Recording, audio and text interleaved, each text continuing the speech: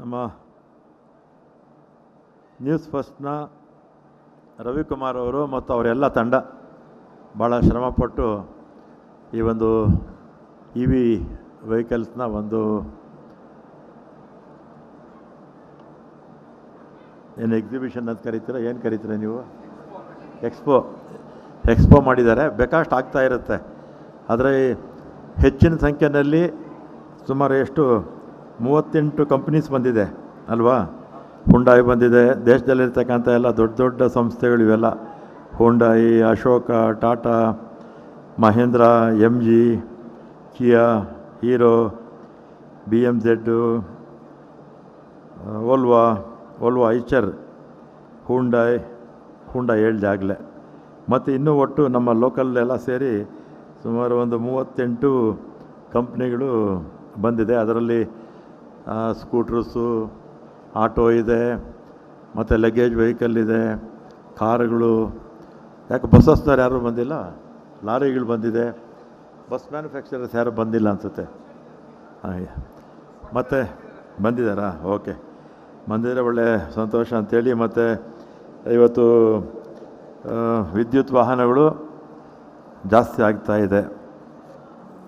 ಯಾಕಂದರೆ ಡೀಸಲ್ಲು, ಪೆಟ್ರೋಲಲ್ಲಿ ಸುಮಾರು ಎಷ್ಟು ಒಂದು 80, 70, 100 ವರ್ಷ ಆಯಿತು ಅಂದ್ಕೊಳ್ಳಿ ನಾವು ಈ ವಾಹನಗಳೆಲ್ಲ ಉಪಯೋಗಿಸೋದಕ್ಕೆ ಪ್ರಾರಂಭ ಮಾಡಿದ್ವಿ. ಅದರಲ್ಲೂ ಡೀಸೆಲ್ ವಾಹನಗಳು ಅತಿ ಹೆಚ್ಚು ಮಾಲಿನ್ಯವನ್ನು ಮಾಡುತ್ತೆ. ಪೆಟ್ರೋಲು ಮಾಡುತ್ತೆ, ಇಲ್ಲ ಅಂತಲ್ಲ. ಪೆಟ್ರೋಲ್ಗಿಂತಲೂ ಜಾಸ್ತಿ ಡೀಸೆಲ್ ವಾಹನಗಳು ಮಾಲಿನ್ಯ ಮಾಡ್ತಾಯಿದೆ. ನಮ್ಮ ದೇಶ ಅಂತಲ್ಲ, ಪ್ರಪಂಚದ ಎಲ್ಲ ಭಾಗದಲ್ಲೂ ಕೂಡ ಮಾಲಿನ್ಯ ಹೆಚ್ಚಾಗ್ತಾ ಇದೆ. ಮಾಲಿನ್ಯ ಕಡಿಮೆ ಮಾಡಬೇಕು ಅಂತ ಬಸ್ಸಸ್ಸಲ್ಲೂ ತಂದರು, ಮಾಡಿಫಿಕೇಷನ್ಸ್ ಎಲ್ಲ ತಂದರು. ಎಷ್ಟೇ ಮಾಡಿಫಿಕೇಷನ್ಸ್ ಅಂದರೂ ಕೂಡ ಇದು ಮಾಲಿನ್ಯ ಕಡಿಮೆ ಆಗ್ತಿಲ್ಲ. ಅದಕ್ಕೆ ಹೊಸ ವೆಂಚರ್ಸ್ ಬರುತ್ತಲ್ಲ, ಈಗ ಎಲೆಕ್ಟ್ರಿಕ್ಕು ಮತ್ತು CNGನೂ ಇದೆ. ಮುಂದಕ್ಕಿನ್ನೂ ಇದು ಬರ್ಬೋದು, ಅದು ಸೋಲಾರ್ ವೆಹಿಕಲ್ಲು ಬರ್ಬೋದು, ಅಥವಾ ಹೈಡ್ರೋನು ಬರ್ಬೋದು. ಈಗಾಗಲೇ ಕೆಲಸ ಮಾಡ್ತಾಯಿದ್ದಾರೆ ಅನಿಸುತ್ತೆ ಹೈಡ್ರೋನು ಎಲ್ಲ. ಹೈಡ್ರೋ ಮತ್ತು ಸೋಲಾರ್ ಎಲ್ಲ ಬಂದುಬಿಟ್ರೆ ಈ ಸಮಸ್ಯೆಗಳು ಇನ್ನೂ ಕಡಿಮೆ ಆಗೋಗ್ಬಿಡುತ್ತೆ ನಮಗೆ. ಅದಕ್ಕಲ್ಲಿ ಸೈಂಟಿಸ್ಟು ಇನ್ನೂ ಯೋಚನೆ ಮಾಡಿ ಇದೆಲ್ಲ ಕೆಲಸ ಮಾಡಬೇಕು ಅಂತ ನಾನು ಹೇಳಿ, ನನ್ನ ಇದರಲ್ಲಿ ಇನ್ನೊಂದು 2030-40 ಅಷ್ಟೊತ್ತಿಗೆ ಪ್ರಪಂಚದ ಎಲ್ಲ ಭಾಗದಲ್ಲೂ ಕೂಡ ವಿದ್ಯುತ್ ಇರುತ್ತೆ ಅಥವಾ CNG ಇರುತ್ತೆ. ಬಹುತೇಕ ಡೀಸೆಲ್ಲು, ಪೆಟ್ರೋಲ್ ವೆಹಿಕಲ್ಸು ಭಾಳ ಕಡಿಮೆ ಆಗೋಗ್ಬಿಡುತ್ತೆ ಅಂಥೇಳಿ. ಮತ್ತು ಅಷ್ಟೊತ್ತಿಗೆ ಸೋಲಾರು ಬರ್ಬೋದು ಮತ್ತು ಹೈಡ್ರೋನು ಬರ್ಬೋದು. ಬಂದರೆ ಭಾಳ ಒಳ್ಳೆಯದು ಅಂತ ನಾನು ಈ ಸಂದರ್ಭದಲ್ಲಿ ಹೇಳಿ, ಇವತ್ತು ಅನೇಕ ಕಂಪ್ನಿಗಳು ಹೊಸ ಮಾದರಿ ವಾಹನಗಳನ್ನು ಇಲ್ಲಿ ತಂದಿದ್ದಾರೆ. ಮತ್ತು ನಮ್ಮಲ್ಲೂ ಕೂಡ ಇದಕ್ಕೆ ಇನ್ಫ್ರಾಸ್ಟ್ರಕ್ಚರು ಭಾಳ ಮುಖ್ಯ, ಇಂಪಾರ್ಟೆಂಟು. ನಮ್ಮಲ್ಲಿ ಅತಿ ಹೆಚ್ಚು ವಾಹನಗಳು ಸೇಲ್ ಆಗ್ತಿರೋದು ನಮ್ಮ ದೇಶದಲ್ಲಿ ನಮ್ಮದೇ ಇರಬೇಕು ಅನಿಸುತ್ತೆ. ಮೂರನೇದು ಇರಬೇಕು. ನಾನ್ ಟ್ರಾನ್ಸ್ಪೋರ್ಟು ಒಟ್ಟು 4,48,004 ವೆಹಿಕಲ್ಸು ನಮ್ಮ ರಾಜ್ಯದಲ್ಲಿದೆ. ಮೋಟ್ರ್ ಸೈಕಲ್ಸು, ಸ್ಕೂಟರ್ಸು, ಮತ್ತು ಕಾರು, ಮೊಪೆಡ್ಡು, ಮೋಟ್ರ್ ಸೈಕಲ್ಲು ಇದೆಲ್ಲ. ಮತ್ತು motor car, Omni buses, private service vehicles ಕೂಡ ಸುಮಾರು 40,088 ವಾಹನಗಳಿದೆ. ಅಂದರೆ 4,48,000 ಪ್ಲಸ್ 40,000 ಇಷ್ಟು ವಾಹನಗಳು ನಮ್ಮ ರಾಜ್ಯದಲ್ಲಿ ರಿಜಿಸ್ಟ್ರೇಷನ್ ಆಗಿದೆ. ಬೇರೆ ಕಡೆ ರಿಜಿಸ್ಟ್ರೇಷನ್ ಆಗಿ ಇನ್ನೂ ಜಾಸ್ತಿ ಬಂದಿರ್ಬೋದು. ಮತ್ತು ನಮ್ಮ ರಾಜ್ಯದಲ್ಲೂ ಕೂಡ ಈ ಎಲೆಕ್ಟ್ರಿಕ್ ವಾಹನಗಳು ಉಪಯೋಗಿಸೋದಕ್ಕೆ 16/12/25 ದೆಹಲಿನಲ್ಲಿ motoring world green mobility awards ಅಂತ ಕೊಟ್ಟರು. ಅದರಲ್ಲಿ motoring world magazine of Delhi press ಗ್ರೂಪ್ನವ್ರು ಕೊಟ್ಟರು. ಅದರಲ್ಲಿ ಗಡ್ಕರಿಯವರು ಬಂದಿದ್ದರು. ನಮಗೆ the best state for 2 wheeler EV adoption silver medal ಬಂತು ನಮ್ಮ ರಾಜ್ಯಕ್ಕೆ. ಮತ್ತು best state for 4 wheeler EV adoption ಅದು ಸಿಲ್ವರ್ ಬಂತು. ಆಮೇಲೆ best city for EV bus adoption ಅದಕ್ಕೂ 3 ಸಿಲ್ವರ್ ಬಂತು. ಒಟ್ಟು ನಮ್ಮದು BMTs ಇದೆ 1,568 ಬಸ್ಸಸ್ ಇದೆ, ವಿದ್ಯುತ್ ಚಾಲಿತ ಬಸ್ಸಸ್ ಇದೆ. KSRTCನಲ್ಲಿ 50 ಇದೆ. ಮತ್ತು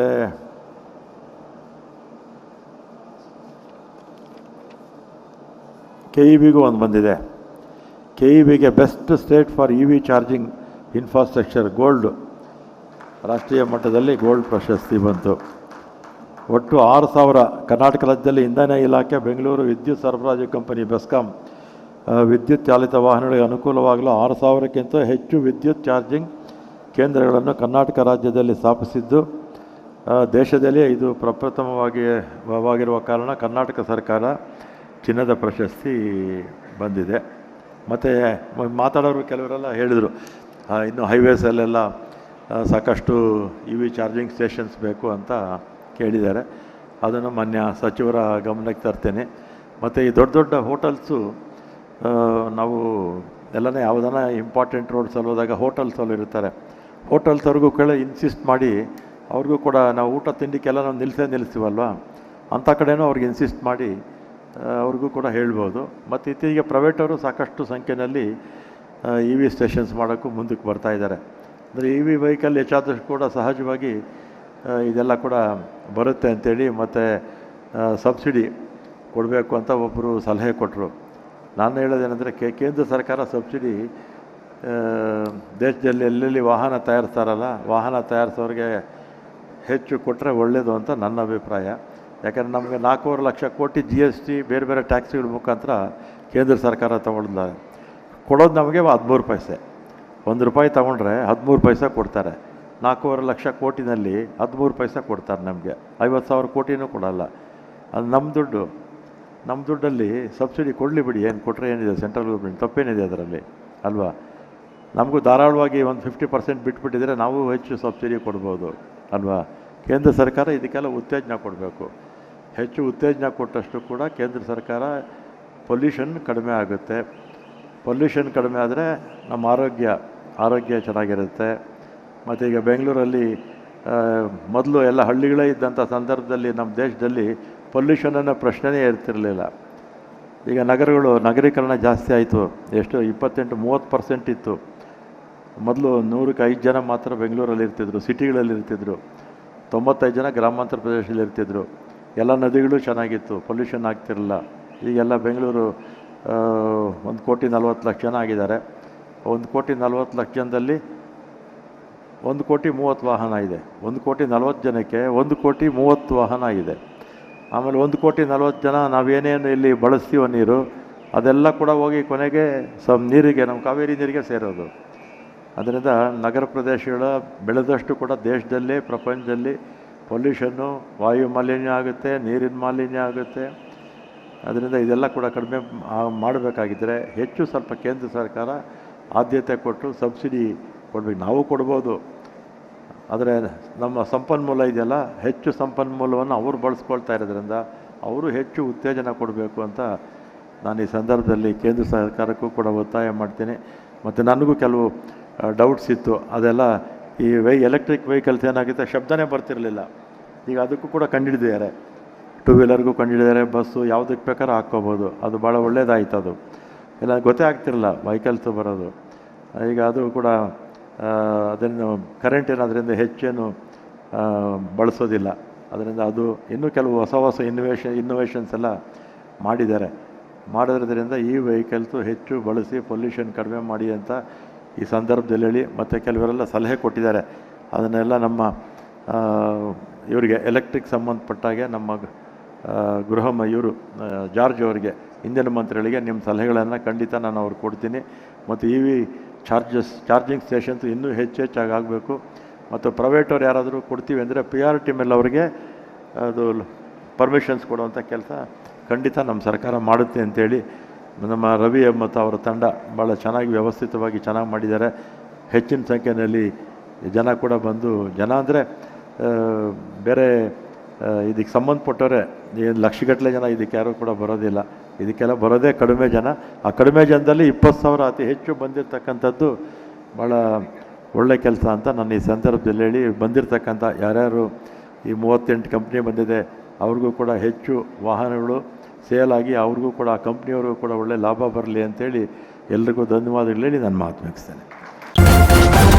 ನ್ಯೂಸ್ ಫಸ್ಟ್, ನಿರ್ಭೀತಿಯಿಂದ ನಿಮ್ಮ ಪರವಾಗಿ.